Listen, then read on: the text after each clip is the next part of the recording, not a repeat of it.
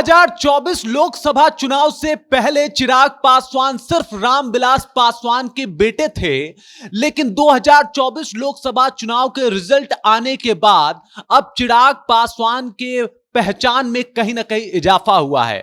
अब वो रामविलास पासवान के बेटे के साथ साथ वो चिराग पासवान भी हैं। चिराग पासवान ने अपने बलबूते पे अपने पार्टी को वो पहचान दिलाई जो आज देश और दुनिया में जिसकी बातें हो रही है, जिसकी चर्चाएं हो रही है। वजह यह है कि उनका इस बार स्ट्राइक रेट 100 में 100 रहा।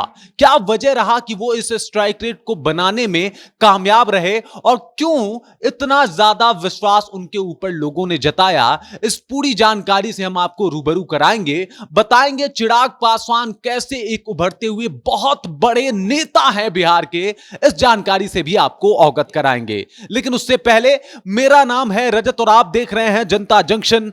बात कर रहे हैं चिराग पासवान की और चिराग पासवान के 100 में 100 स्ट्राइक रेट की। आखिर ये 100 में 100 स्ट्राइक रेट उन्होंने कैसे बना लिया, इसके कुछ कारण लेके आया हूं। उसके बारे में मैं आपको रूबरू कराऊंगा और बताऊंगा कि कैसे चिराग पासवान ने अपने स्ट्राइक रेट को इतना ऊपर कर लिया। और आज जब बिहार की नेताओं की बात हो रही है तो उसमें चिराग पासवान भी अपना एक स्थान रखते हैं, उसमें चिराग पासवान का भी एक अपना दबदबा है। वजह क्या है उसके ऊपर एक एक करके हम नजर डालते हैं। तो सबसे पहला वजह है कि वो जो उन्होंने इस बार का कैंडिडेट चुना, जिस तरीके के उन्होंने कैंडिडेट चुने, उसमें लोगों ने अपना विश्वास जताया। वजह यह था कि जितने भी कैंडिडेट थे वो पढ़े लिखे थे, इसके अलावा वो युवा थे, साथ ही साथ महिलाओं की भागीदारी भी उसमें बहुत हद तक अच्छे तरीके से दिखाई गई। यानी 5 जो इनको एनडीए घटक दलों के द्वारा सीट मिला था बिहार में, उसमें से 2 महिला प्रत्याशी को इन्होंने टिकट दिया। और यही वजह है कि महिलाओं के विश्वास के साथ साथ जिस तरीके से युवाओं ने भी इन पे भरोसा जताया वो बहुत खास रहा। वजह है जो इन्होंने कैंडिडेट दिया अरुण भारती, काफी पढ़े लिखे और सुलझे हुए इंसान हैं। हालांकि हैं तो इनके जीजा, लेकिन माना जाता है कि काफी पढ़े लिखे हैं, काफी सुलझे हुए इंसान हैं और इसी वजह से जमुई की जनता ने इन्हें अपना सांसद चुन लिया।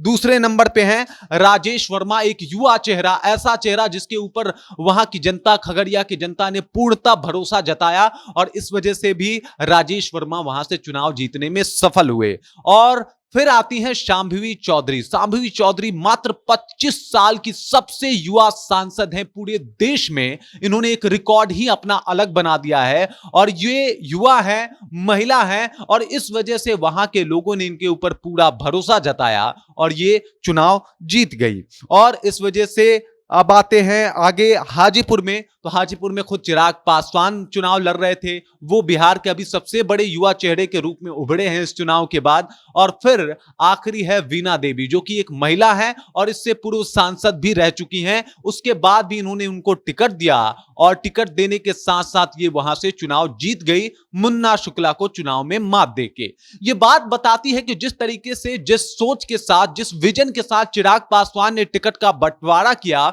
वो बहुत ज्यादा अलग है। और इस बार सिर्फ उन्होंने जाति को नहीं साधा बल्कि सामाजिक परिप्रेक्ष्य में वहां किस कैंडिडेट की सबसे ज्यादा जरूरत थी, इस हिसाब से उन्होंने कैंडिडेट दिए। और यही वजह रहा एक वजह में कि भाई उनका स्ट्राइक रेट जो रहा वो 100 में 100 का रहा।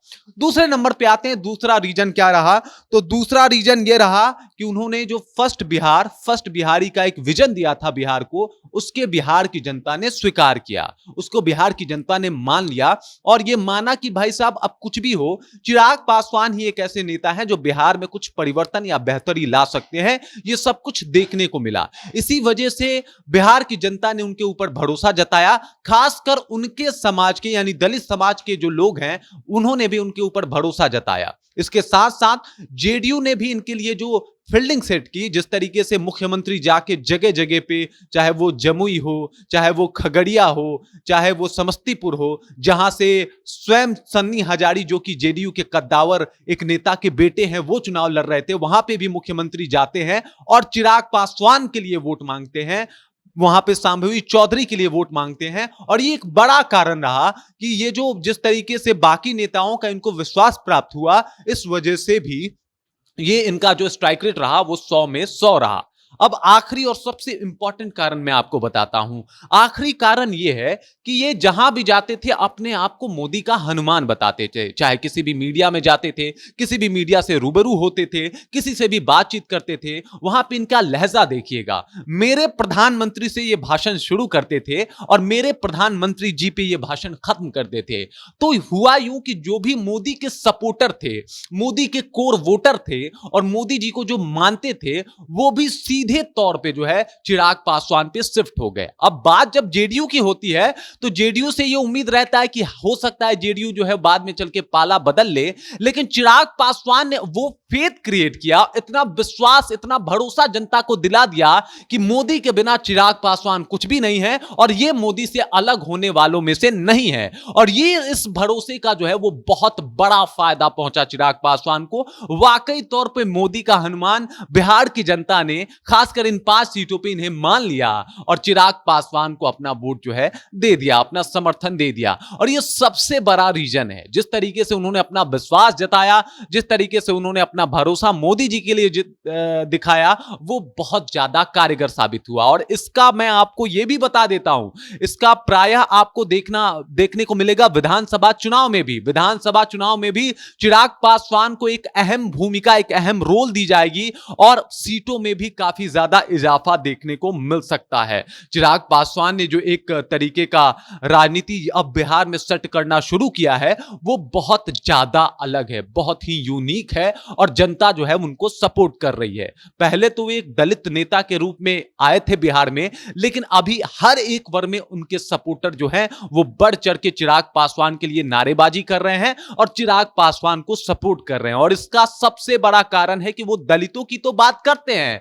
लेकिन बाकी सब लोगों की बात करते हैं, सिर्फ दलितों की बात नहीं करते। और इस वजह से लोगों को यह लगता है कि दलितों के साथ साथ ये बाकी जो भी जातियां हैं, जो जातिगत समीकरण बिहार में चलता है, उन सब का कल्याण होगा। तो एक तरीके से जातिगत समीकरण को तोड़ के समाजगत समीकरण बनाने में चिराग पासवान बहुत हद तक कामयाब हुए, जिसका नतीजा यह हुआ कि 100% उनका स्ट्राइक रेट रहा और 5 में 5 सीटें वो जीत के एनडीए के झोली में डाल दिए। अभी तो फिलहाल मोदी जी के कार्यकाल में उन्हें एक बहुत बड़ी जिम्मेदारी मिल गई है। अभी वो खाद्य और प्रसंस्करण मंत्री बना दिए गए हैं। चिराग पासवान की इस राजनीतिक को आप कैसे देखते हैं? चिराग पासवान को आप कैसे देखते हैं? अगर आपके दिल में कुछ भी चल रहा है तो कृपया कमेंट सेक्शन में जाइए और कमेंट करके अपना विचार हमारे साथ जरूर साझा कीजिए। बाकी आप देख रहे हैं जनता जंक्शन और मेरा नाम रजत है।